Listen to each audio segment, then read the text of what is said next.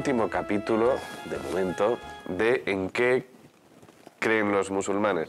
Este programa en el que estamos analizando los pilares de la fe islámica y en el que hoy nos vamos a dedicar a uno especialmente complicado y que genera especialmente una serie de problemas, principalmente de incomprensión. Se llama el designio divino y la predestinación, ¿no? Esto de que Dios lo tiene todo predestinado, donde queda nuestro libre albedrío, también lo tenemos, de hecho.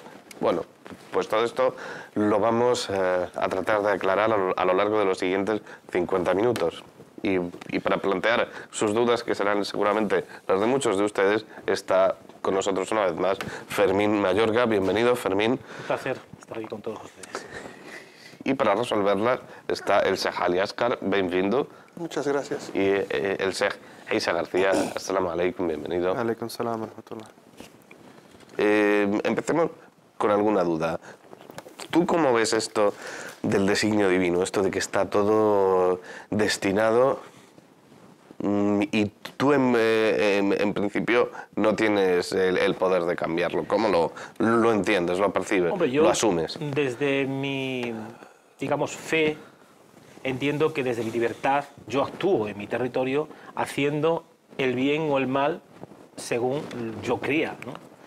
Por lo tanto, si cometo el bien y soy una persona creyente en mi Dios, pues creo que estoy en la línea que cualquier persona puede tener para abrazar a su deidad, ¿no? Pero si lógicamente cometo el mal, sé que estoy yendo contra corriente, no voy a favor, en este caso del Islam, o no voy a favor del judaísmo o del cristianismo si profesase ese tipo de religiones, ¿no? Por lo tanto, lo del designio divino ya está marcado, ya está de alguna forma inscrito en este caso en el Corán, ¿no? Ya Dios nos ha dado realmente su, bueno, pues lo que sea su carta magna, ¿no? Donde se nos indica cómo tenemos que actuar y cómo tenemos que desarrollar el verdadero camino, ¿no? Para poder llegar a abrazar a Alá en este caso, ¿no? Por lo tanto, el designio es el Corán. Sí. Luego está, lógicamente, tu comportamiento, que es el que te va a salvar o no te va a salvar. Eso es lo que yo entiendo como tal, ¿no? Pero entiendo también que en los países cristianos, sobre todo, ¿no?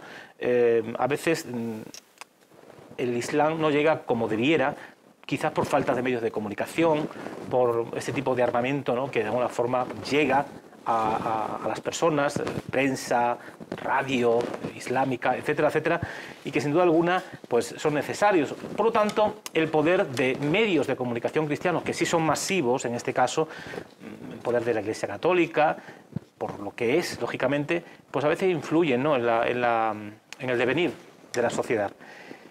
Y a veces se nos presenta un Islam fatalista, ¿no? Un Islam, pues eso, negro, un Islam que... Sí, hay mucha fama en Occidente, es verdad, de que el Islam es una religión fatalista donde está todo determinado y tú no tienes nada más que ponerte en las manos de Allah y no hacer nada. Exactamente, pero yo creo que a veces es porque no hay los medios suficientes quizá para realmente llevar el mensaje coránico a las familias, ¿no? Quizá debería haber más televisiones islámicas, más medios islámicos escritos. Se está empezando aquí con Córdoba Internacional. Esperemos que esto es una buena iniciativa, sin duda alguna, ¿no? Y necesaria, ¿no? ¿Por qué no? Todo lo que sea avanzar en el amor, en definitiva, porque creo que el Islam es amor y no odio, pues creo que eso es positivo, ¿no? Por lo tanto, esa realidad tiene que estar ahí. Pero existe esa duda a veces, ¿no? En muchas personas de Occidente de donde...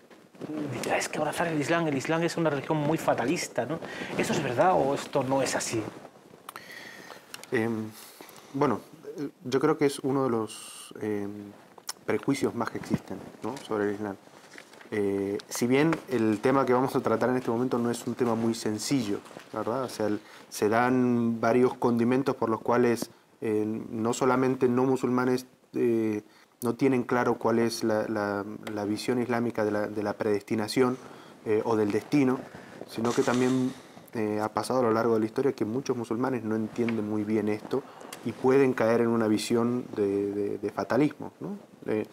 Entiéndase por fatalismo que Dios nos impone un destino y que no hay nada que nosotros podamos hacer para salirnos de ese destino, es decir, prácticamente como que nuestro libre albedrío fuera algo ficticio, ¿verdad? Y Lo cierto es que la visión islámica de la predestinación es muy distante a eso. Y en muchos siglos donde hubo una interacción bastante grande entre los filósofos griegos o helénicos y los sabios musulmanes, este tipo de cosas se discutieron mucho, ¿no? Sí. Yo creo que la mala imagen del Islam en ser fatalista y todo empieza con la mala traducción de al-Qada o al-Qadr como predestinación. Porque en el Islam no existe la predestinación. Bueno, la terminología predestinación no refleja la idea real de qué significa lo que nosotros tratamos por al-Qada o al-Qadr. Siendo que al-Qada sería como la decisión de Allah subhanahu wa ta'ala. O el Qadr sería como los límites, los parámetros que Allah subhanahu wa ta'ala pone en las cosas. ¿Cierto? Sí, en ese concepto existe, Allah nos ha dado el libre albedrío. Y por lo tanto, el libre albedrío, que es un regalo que Allah nos ha dado, y algo que uno podría decir, está predestinado que tenemos libre albedrío, ¿verdad? Si está designado, es parte del destino que tenemos libre albedrío. Entonces, el concepto islámico es que nosotros somos responsables de nuestras obras y que todo lo que hacemos es por decisión propia. Y justamente por eso es que existe el concepto del día del juicio final, en el cual somos juzgados por nuestras acciones. ¿Qué sentido tendría que Dios nos juzgara por algo que Él nos está obligando a hacer con un destino del cual nosotros no podemos hacer nada por escaparnos? Evidentemente no tiene sentido. Y hay que interpretar el Corán. Allah subhanahu wa ta'ala es وَمَنْ شَاءَ فَلْيُؤْمِنْ وَمَنْ شَاءَ فَلْيَكْفُرْ. Man sha'a. Claro, quien quiera que crea, y quien no quiera creer, que no crea. Es decir, que Dios nos está dando a nosotros mismos la voluntad de decidir. Entonces, si esto fuera un fatalismo, es decir, que ya estamos predestinados a ser musulmanes o no musulmanes, a creer o no creer, o llevar una vida con las clases ricas y otra vida con las clases pobres, o sea, fuera todo un destino del cual no podemos hacer nada para salir, ¿por qué Dios nos asigna voluntad en el Corán? ¿Verdad? Es decir, como que habría una contradicción allí. Pero lo cierto es que el concepto islámico de predestinación es, uno de los compañeros del profeta una vez le preguntaron sobre esto. ¿Qué significa la predestinación? ¿Cómo entiendo la predestinación? Que no es un concepto fácil de concebir. Y dijo, la predestinación es el conocimiento eterno de Dios. Es decir, nuestro pensamiento siempre tiene un antes, un durante y una imaginación de lo que va a ser en el futuro, pero el futuro no lo conocemos. Mientras que el conocimiento de Dios, cuando decimos que Dios conoce a todas las personas, su conocimiento es eterno. Es decir, que todo lo que sucedió, lo que está sucediendo y lo que va a suceder ya está en su conocimiento. Entonces, cuando hablamos de la predestinación y se dice, Dios sabe quién va a entrar al paraíso y quién va a entrar al infierno, claro, Dios lo sabe. Dios no es que Dios descubra las cosas después de que suceden, que es lo que nos pasa a nosotros, sino que el conocimiento perfecto de Dios significa que Él lo sabe, pero que eso va a ser consecuencia de las acciones que nosotros vamos a tomar. No significa que el conocimiento eterno de Él condicione de alguna manera las decisiones que nosotros vamos a tomar. Evidentemente no es un concepto fácil de entender para nuestra mente lineal. Pero hay muchas preguntas, ¿no? ante ese tema, ¿no? Claro. Pero hay que imaginar que el conocimiento de Allah subhanahu wa ta'ala, la voluntad de Allah subhanahu wa ta'ala está arriba de nuestra voluntad y de nuestro conocimiento. Las cosas pasan para nosotros de una manera, pero no sabemos cómo pasa por Allah. Pero Allah está... es decir, que Allah subhanahu wa ta'ala no está condicionado a los mismos parámetros que tenemos nosotros acá. Serio, eso está perfecto. Es decir, por ejemplo, nosotros, todo lo que pasa para nosotros está condicionado al tiempo, por ejemplo. Lo que va a pasar mañana, lo que pasó ayer, lo que podría haber pasado pero no pasó. Todo eso está condicionado al tiempo, a voluntad de la persona. a este... Sí, la situación misma, cómo lo condiciona a la persona Sí, para decidir. pero para Allah es el creador de todo eso. Entonces, Lo sabe. Él está arriba de todo. No existen parámetros para Allah, no existe Límites. condicionamientos para Allah subhanahu No wa hay ta'ala. límites y condiciones. Entonces, para Allah subhanahu wa ta'ala, el futuro, el presente, el pasado, es distinto de que como es para nosotros. Lo que permite entonces a Allah subhanahu wa ta'ala que sepa de todo, porque Él es el creador de todo. Y él sabe el bien y sabe el mal. Sí. Sabe quién va a hacer el bien y sabe quién va a hacer el mal. Sí, ¿no? sí. Entonces, Por esa supuesto. predestinación está ahí, por ejemplo, ¿no? El progreso del hombre, la inteligencia del hombre, que ya Alá se entiende que sabe quién va a ser inteligente, quién no va a ser inteligente, quién va a ser pecador, quizás, quién no va a ser pecador. Ante esta realidad, por ejemplo, si está ya predestinado el pecador a ser pecador, debe de dársele perdón, ¿no? Porque es Alá, en definitiva, el que sabe que esa persona que nace impoluta, sin pecado, va a ser pecador. ¿Este pecado viene dado por Alá para que esta persona sea así o no? Claro, es decir, No. si ya Eso desde... habría que entenderlo, Si ¿no? dice el Porque si no- hadith, si dice yo creo que tu pregunta va en la línea, hay un hadith que dice que desde la columna de Adam sacó ya a Allah a toda la descendencia de Adam, a todos los seres humanos, y ya se sabe quiénes están destinados al infierno y quién al paraíso, ¿no? ¿Qué sentido tendrían entonces, creo que va tu pregunta en esa línea, las buenas o malas acciones si ya estamos destinados a un sitio o a otro? O sea, creo que se entiende exactamente de la misma manera. Es decir, Dios sabe quién va a ir al paraíso y quién va a ir al infierno. Pero los causales de si vamos a ir al paraíso o al infierno son las decisiones nuestras. Es decir, no es... Dios nos crea a nosotros, como bien decís, puros y nacemos puros. Y si vamos a cometer pecados o no, y de hecho, bueno, todas las personas los cometemos, Dios lo sabe. Pero el problema yo creo que viene en que nosotros le atribuimos a Dios la culpa de las acciones que nosotros hacemos. Y decimos, bueno, pero ¿por qué hay homicidios? ¿O por qué hay crímenes? ¿O por qué hay...? Y como si Dios fuera el responsable de eso, ¿verdad? Como si Allah fuera el responsable de eso. Y el concepto sería, ¿por qué Dios no impide entonces que exista ese mal? Y lo cierto es que Allah Azza wa Jalla nos ha regalado a todos nosotros el libre albedrío, y algunas personas lo usan para bien, o sea, eligen el bien, y otras personas eligen el mal. Y los crímenes son llevados a cabo por personas que libremente Allah estableció de que su voluntad fuera respetada. Si no, no sería real. Es decir, si Allah nos da un libre albedrío y cada vez que nosotros vamos a elegir el mal, Dios Sí, nos impidiera hacerlo, digamos. ¿tendríamos realmente libre albedrío? No lo tendríamos, ¿verdad? Es decir, el libre albedrío significa eso. El problema es que la gente le atribuye las malas decisiones del libre albedrío de las personas a la responsabilidad de Dios. Entonces ahí es donde creo que nosotros, evidentemente, tendríamos que cuestionarnos eso. O sea, ¿Dios es el responsable de que nosotros elijamos mal? Creo que la respuesta evidente es no. Y eso sería que el ser humano siempre quiere evadir sus responsabilidades, ¿no? Entonces, así como Dios tendría la culpa de que otras personas cometan un pecado o una falta o se cometa un crimen, pues en el momento en que yo lo realice tampoco tengo que culparme tanto, porque en realidad la culpa de eso la tiene Dios. Dios es el que ha permitido que eso pase. Y en la teología islámica esto se estudia cuando se habla de la voluntad de Dios. Se separa la voluntad de Dios en dos aspectos fundamentales. Una es la que se llama al-iradatul kauniyya, o la voluntad absoluta de Dios, la voluntad cósmica de Dios, la voluntad universal de Dios, por la cual suceden cosas en la creación de Dios sobre la que los seres humanos no tenemos injerencia, ¿verdad? O sea, para que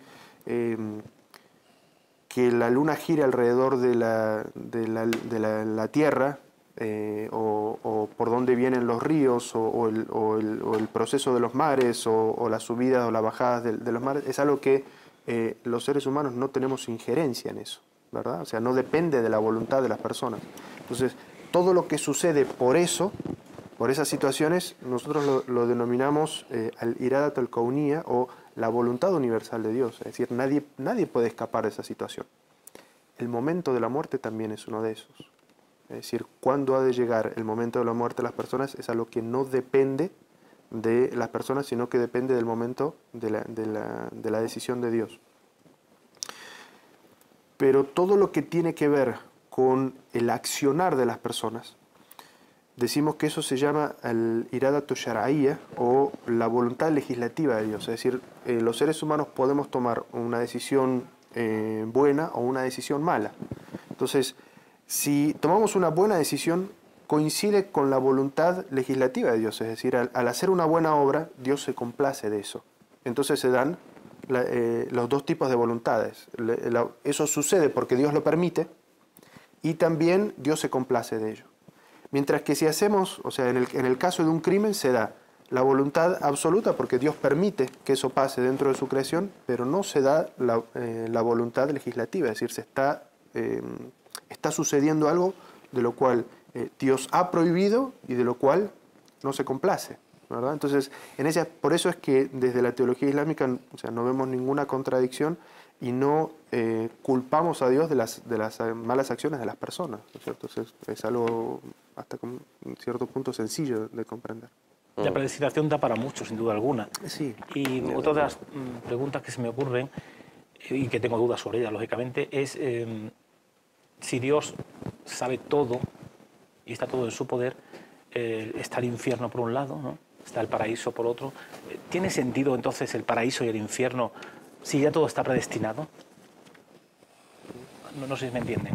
Sí, sí hay sentido, porque el paraíso y el infierno son dos moradas que están atreladas a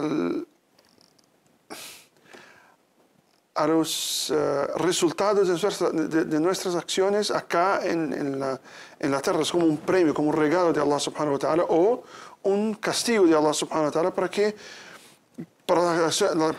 las acciones que tenemos acá en esta vida.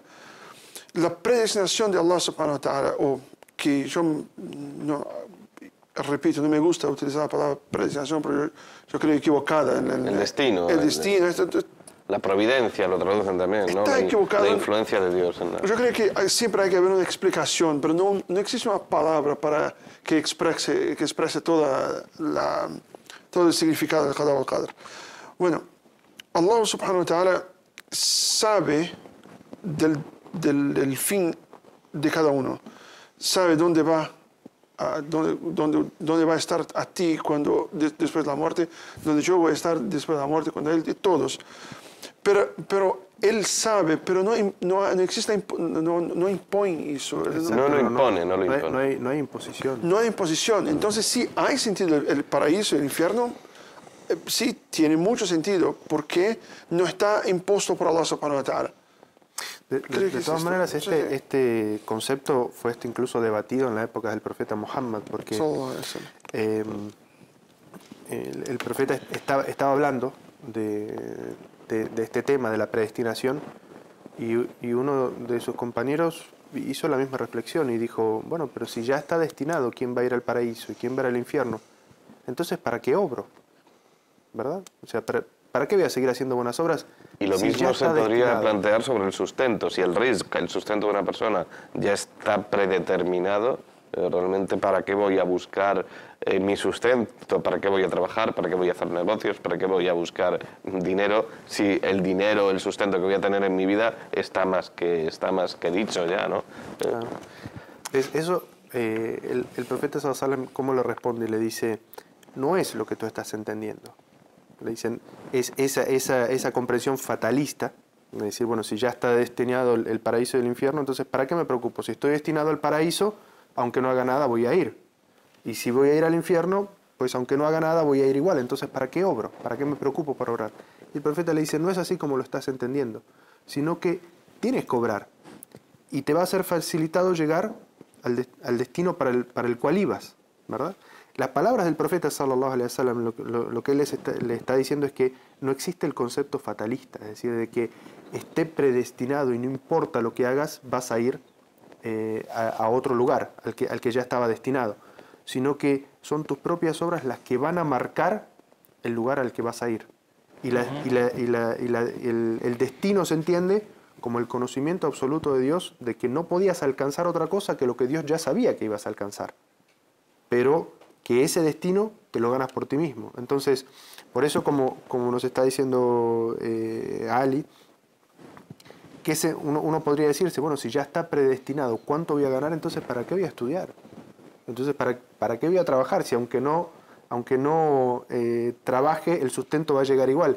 Y la realidad de la vida marca que las cosas no son así. Es decir, prueba no ir a trabajar un mes a ver si llega el cheque a fin de mes. Evidentemente no va a llegar. Y esa misma lógica se aplica a todo lo que tienen que ver las obras y la vida del más allá también. Es decir, ¿cómo puede uno ganarse el paraíso si renuncia a hacer buenas obras? Quizás es muy entendible todo eso desde el punto de vista de la persona a pie con una cierta edad, por ejemplo, ya adulta. Pero hagámonos una pregunta en este tema de la predestinación, porque me parece muy interesante, sobre todo, abordar un tema que quizás muchas veces no se toca y que puede existir duda. Yo, desde mi punto de vista, las tengo, sobre todo cuando veo dentro del mundo católico, dentro del mundo del cristianismo, cómo hasta hace bien poco tiempo, prácticamente en la época de la dictadura, en los años 40, 50, a los niños que habían muerto antes de ser bautizados, por ejemplo, ¿no? Pues no se le dejaban enterrar en lugar sagrado, donde se enterraban los cristianos bautizados. Entonces, lógicamente, para el Dios de los cristianos, estos niños eran poco menos herejes, porque no podían ser enterrados en ese lugar, ¿no? Entonces, dentro del Islam, este punto en concreto, ese niño que muere al nacer, o ese feto que a los 7 meses una mujer ha abortado y ha fallecido, esos seres humanos, que son seres humanos, esa vida humana, ¿cómo se refleja desde la predestinación y cómo está eso realmente dentro del Islam? ¿Cómo se ve? ¿Cómo se transmite, ¿no?, a la persona islámica? Un imán, por ejemplo, desde su púlpito. ¿Cómo transmitiría esto? Sí que hay algo esencial aquí, que es que en el Islam no se nace con una especie de pecado original que hay que quitar. Por tanto, en ese sentido, el bautismo no aportaría ni quitaría nada, ¿no? Pero vamos a dejar muy por el contrario, el dicho del profeta es que todos nacemos puros en la naturaleza, ¿verdad? El profeta dice, todo ser cuando nace puro, yulida al-fitra, es decir, en la pureza, no arrastra ningún pecado ni ninguna falta anterior. Y en ese aspecto relacionado con lo que es el tema de la predestinación, uno de los conceptos que siempre se hablan, tanto en el Sagrado Corán como en la tradición del profeta con respecto a la predestinación, es que ante las situaciones difíciles el musulmán tiene que tener paciencia y saber que eso estaba de alguna manera destinado por Dios.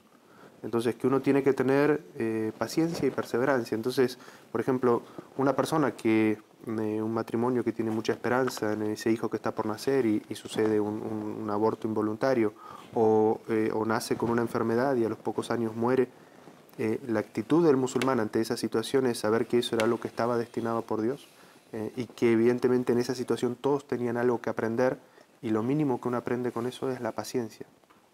Y saber que esas situaciones vienen de Dios y que uno no tiene que rendirse ante esas situaciones, sino que lo que tiene que seguir es seguir hacia adelante con su vida y seguir intentándolo, ¿verdad? Y saber que esas situaciones vienen de Dios y que no son culpa de nadie.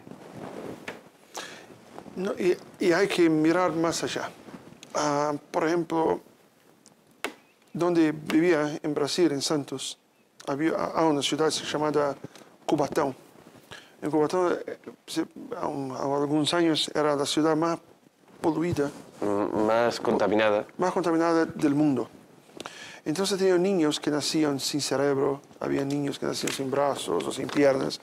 Entonces empezaba a ver cómo Dios permite que un niño ya venga... Sí, absolutamente inocente, que no ha pecado, no está pagando por nada. Pero, como si Dios fuera el culpable de la contaminación. De la contaminación. Entonces, a veces cuando nosotros... Cuando por ejemplo, a veces un niño nace enfermo y luego se muere. Antes de inmediatamente botar la culpa en Allah subhanahu wa ta'ala, es necesario, pero ¿qué tipo de salud tenía su madre y su abuela y los padres de esta mujer? Hay una secuencia de... Sí, ¿no? Además está el caso particular hace unos años en España, muy similar, de niños que nacían con SIDA porque la madre había sido toxicómana, había recibido la enfermedad y lo transmitió al feto, y el niño nacía con SIDA y terminaba muriendo muy pequeño, ¿no? Había gente que sí que pensaba en Dios, decía, ¿y por qué Dios permite que un niño que no tiene culpa de nada, ¿no? Cuando habría que pensar en la culpa de la madre, sí, de quien la llevó a la drogadicción, de la antes, sociedad que le lleva a esa desesperación que le lleva al mundo de las drogas. Y más. Perdí qué falar. Sí, evidentemente en esos casos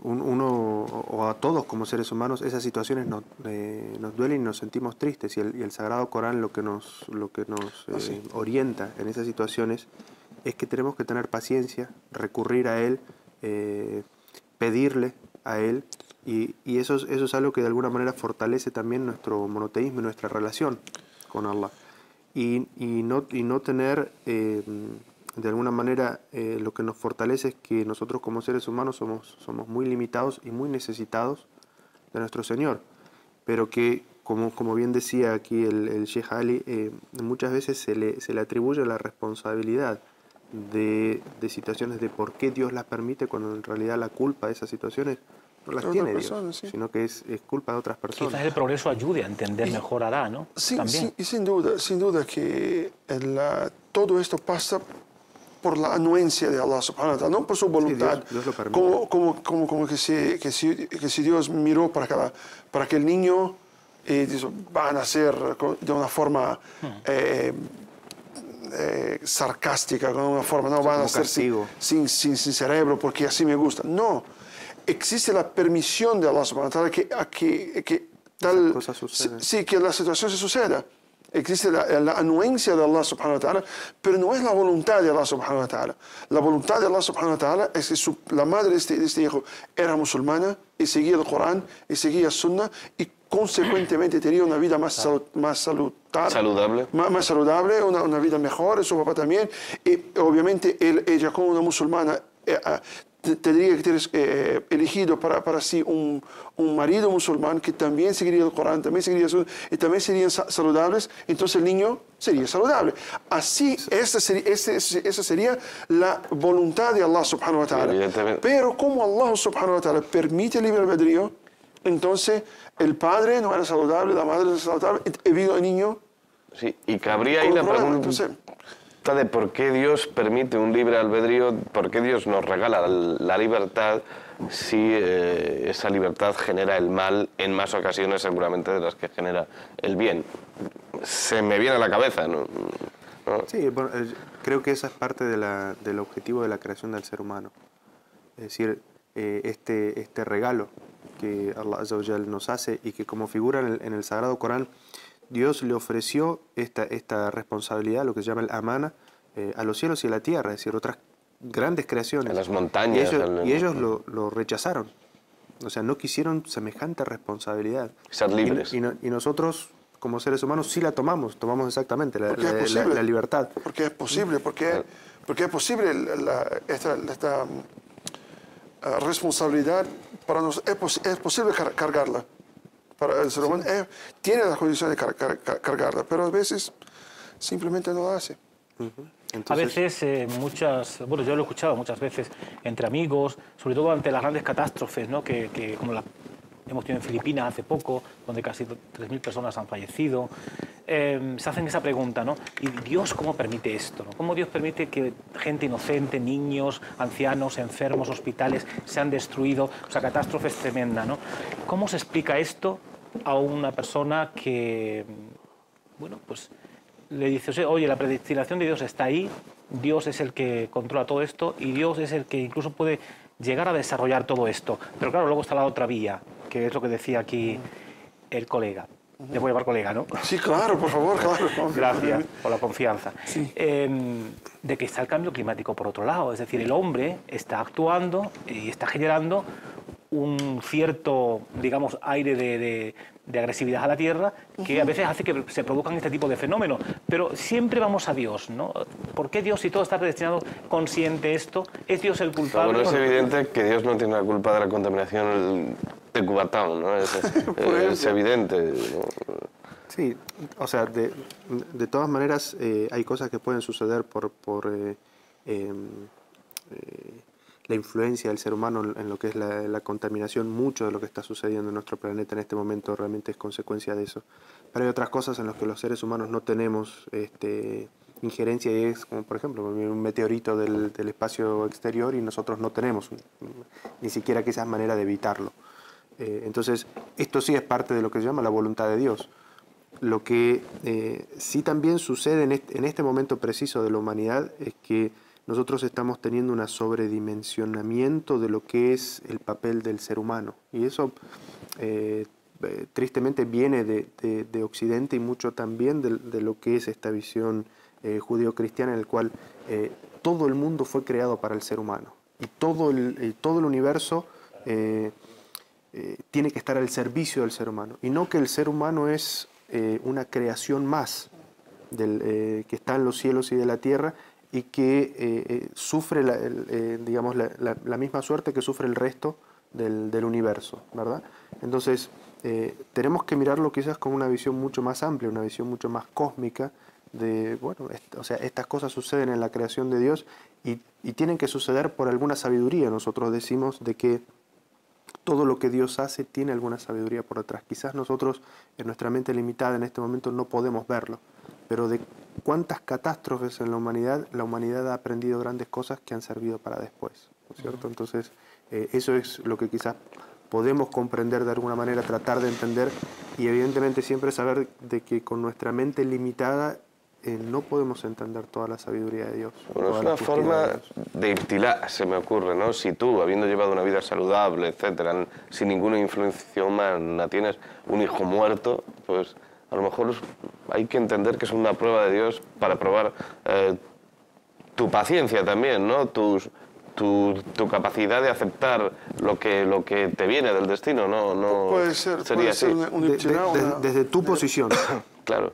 Porque la posición que planteaban es, bueno, pero ¿qué culpa tiene el niño?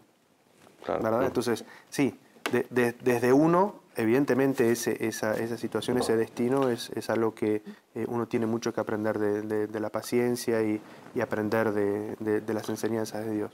Pero desde el niño, entonces uno ahí se lo plantea desde el, claro.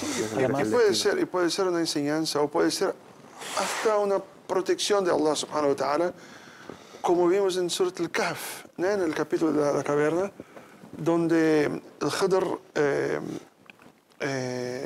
golpea al niño y lo mata. Entonces Moisés pregunta, ¿por qué hiciste eso?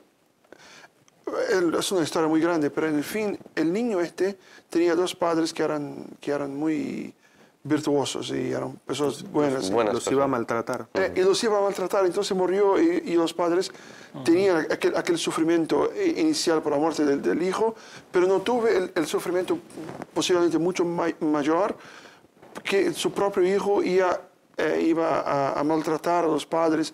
Entonces nosotros nunca sabemos exactamente qué está por detrás de las acciones de Allah subhanahu wa ta'ala. Y para nosotros como musulmanes, nosotros tenemos la confianza de que siempre existe una sabiduría por detrás de los acontecimientos. Siempre, siempre, siempre, siempre. Puede ser que murió mi niño con un año de edad, víctima de un atropellamiento. Sí, de un atropello. Yo atropello en la calle de una forma muy trágica y fea y todo. Me quedo, pero ¿cómo esto puede pasar? ¿Pero cómo? ¿Por qué? Oh, Dios, ¿por qué? ¿Por qué? ¿Por qué? Oh, Dios. Oh, Dios, sí, este oh, caso. Dios. Oh, Dios, ¿por qué? Y me quedo desesperado. Pero puede ser que la muerte de mi hijo con un año de edad de esta forma trágica, nosotros tenemos certeza que por detrás de esto hay una sabiduría divina que yo como un mortal puro y simple no puedo verla, no tengo el alcance de conocerla. Nosotros no sabemos todas las variables. Lo Sí, mismo sí, ese la variable, niño sí. hubiera hecho algo que hubiera ocasionado un mal mucho peor que su muerte, incluso involuntariamente. Es decir, no conocemos todas las variables del infinito número de relaciones, de hilos que unen a las personas que conforman la realidad. De todas ¿no? formas, Y Dios sí. En esta mesa está continuamente saliendo Dios a la palestra, ¿no? Desde la predestinación o incluso desde el bien o del mal. Pero, sin embargo, creo que nos estamos olvidando de una figura que quizás también tenga algo que ver o tenga mucho que ver en toda esta realidad, ¿no? Y es el diablo, el Seitán. A veces nos olvidamos de ello. ¿Está actuando realmente en la tierra desde el Islam el Seitán? ¿O es algo que no tiene sentido, que está puesto ahí como algo decorativo dentro del Corán? ¿O realmente es algo serio que hay que tenerlo muy en cuenta? Porque a veces esos males que están ahí también pueden provenir precisamente de su trabajo y de sus fieles, ¿no? Que también los tendrá, imagino. Y que, bueno, esto tiene posibilidad, desde el punto de vista de la predestinación, que así sea, porque Dios lo quiera o porque realmente el Seitán también tiene su libre albedrío y actúa con el hombre para llevarlo a su feudo, al purgatorio. Sí, evidentemente el demonio tiene esa misma característica que nosotros los seres humanos, que es el del libre albedrío, ¿verdad? Y él actúa basado en ese libre albedrío que Dios le dio. Si analizamos la predestinación de esa manera, es decir, la voluntad universal o la voluntad absoluta de Dios, el poder absoluto de Dios, entonces allí en ese lugar el demonio no tiene ninguna injerencia. Es decir, nosotros no decimos que Dios es el que hace girar los planetas, pero la rotación de los planetas la decide el demonio, o que Dios es el que da la vida, pero el sustento lo decide el demonio. No, es decir, el demonio no tiene una injerencia sobre el destino de las personas. Y no planteamos la relación Dios y demonio como algo dual. Dios manda el bien, el demonio manda el mal. Porque esto es importante. Hay gente que tiene una percepción del Islam como una religión maniquea de lucha contra el bien y el mal, tipo como era el zoroastrismo en su época. No, el Islam es absolutamente monista, usando un término filosófico, no este es el sentido. El demonio, la parte mala, no tiene ninguna influencia en el destino, ¿no? Esto hay que dejarlo claro. Exacto. El demonio sí lo que tiene influencia es sobre la voluntad de las personas. Es decir, su función, de alguna manera, es orientar hacia el mal, guiar hacia el mal, seducir hacia uno de sus nombres, ¿verdad?, es el seductor. Entonces, él trata de seducirnos para llevarnos por el camino del mal. Eso es lo único que él puede hacer. Incluso en el Sagrado Corán, cuando se habla del trabajo del demonio, se dice que su poder de seducción es débil. O sea, él lo único que puede hacer es invitarte, seducirte, pero la decisión es de las personas. Y Allah subhanahu wa ta'ala dice que el shaitán corre por sus venas. Sí. Exacto. O sea, está tan cerca de nosotros que es como si corriera por nuestras venas. Y al mismo tiempo dice que sí, los argumentos. Los shaitán son flacos, son débiles, no son... Sus asechanzas, sus especies de trampas. Para aquella persona que está despierta, débiles.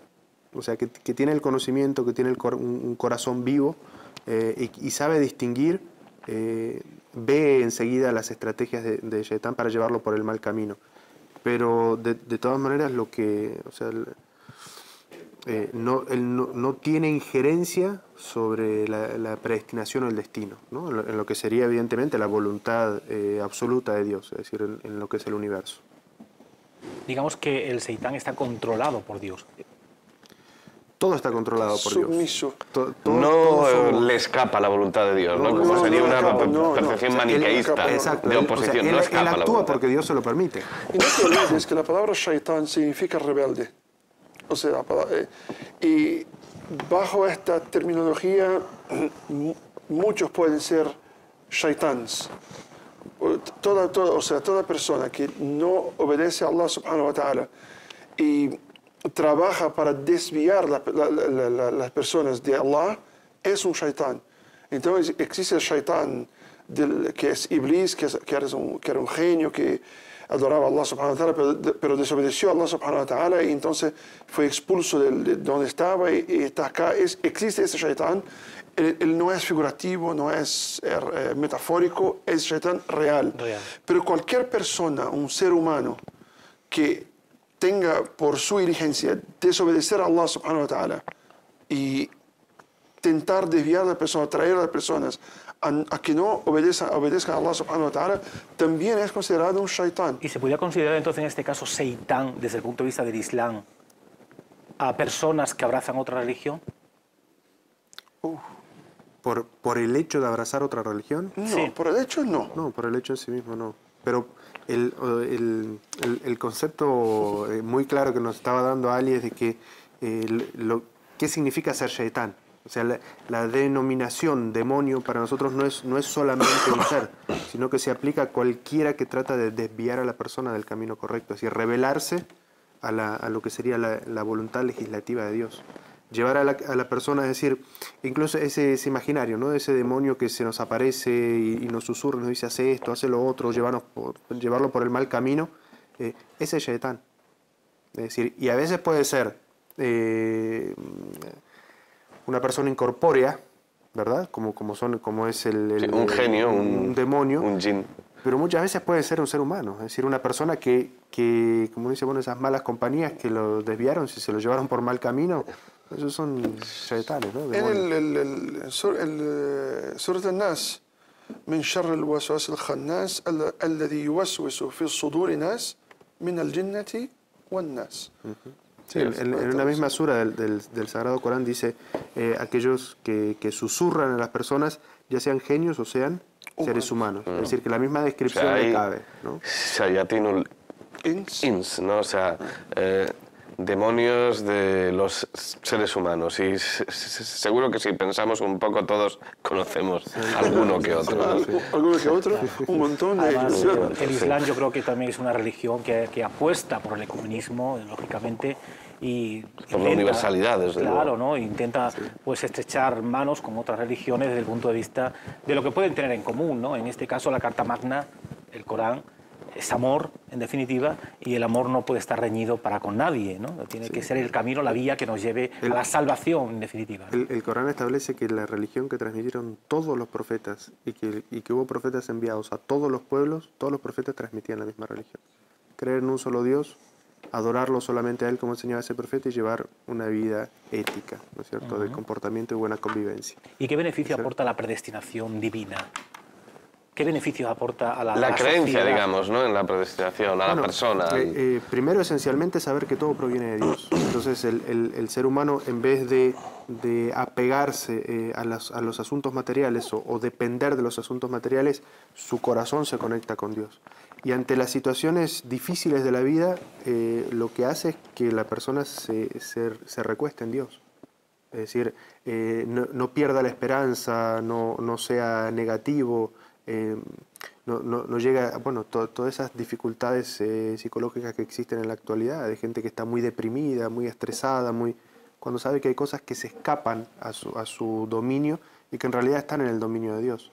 Entonces el musulmán en ese aspecto deja de tener tanta negatividad para pedirle a aquel que tiene el poder como ser absoluto y todopoderoso de cambiar la realidad. Entonces el musulmán hace lo que está en su campo de acción y pide a Allah que modifique aquellas cosas que uno no puede, ¿verdad? Entonces la predestinación nos ayuda a eso, nos ayuda a estar más cerca de Allah, a confiar más en Él y a no rendirnos ante las situaciones difíciles, sino en confiar en Él. Sí que hay una cierta idea, yo a veces hay quien me lo ha dicho, ¿no? De que, bueno, hay quien se piensa que esto de creer en el destino es una forma de autoconsolarse.